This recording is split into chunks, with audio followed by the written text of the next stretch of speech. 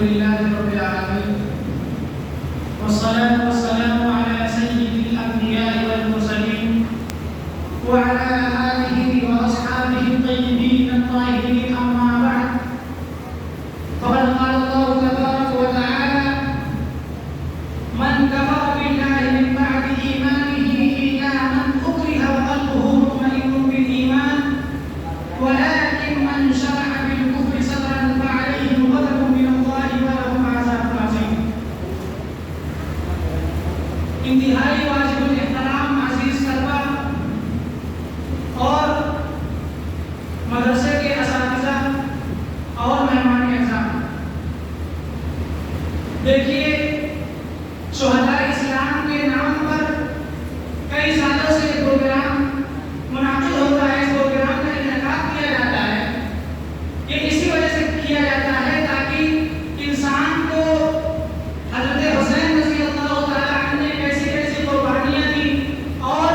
اس دین کے راستے میں صحابہ کرام نے، اولیاء دین نے، بزرگان امت نے اس دین کے لیے کیسے کیسے قربانیاں دی،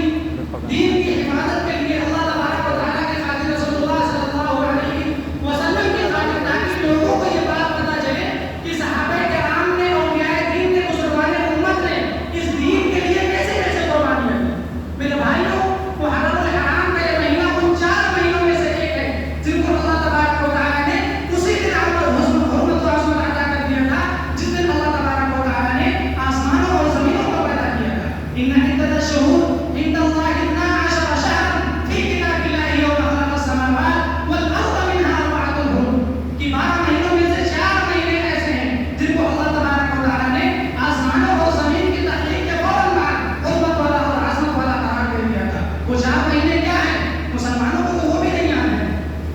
وہ 3 مہینے ایسے ہیں جو کی ترتیب ہے: ذی القعدہ، ذی الحجہ، محرم اور چوتھا ہے رجب. یہ 4 مہینے ایسے ہیں اشہر حرم کہلاتے ہیں،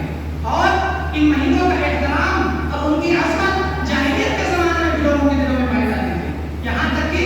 جس خاندان میں صدیوں سے لڑائیاں ہوتی چلی آ رہی تھی، اس خاندان میں ان 4 مہینوں کے درمیان جنگ بندی ہو جایا کرتی تھی. ورنہ ہر ایک کو ایک دوسرے سے خطرہ رہتا تھا کہ اگر ہم اپنے تجارتی سامان کو دشمن کے علاقے سے لے کر گزریں گے تو اس سے ہماری جان کو، ہمارے مال کو خطرہ رہے گا. نبی علیہ الصلوۃ والسلام نے اسی مہینے کے فضائل کو بیان فرمایا. اللہ کے پیغمبر جناب محمد رسول اللہ صلی اللہ علیہ وسلم نے ارشاد فرمایا: اول الصیام بعد رمضان شہر اللہ المحرم،